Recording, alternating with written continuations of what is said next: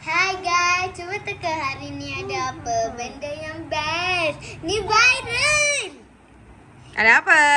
1, 2, 3, butter.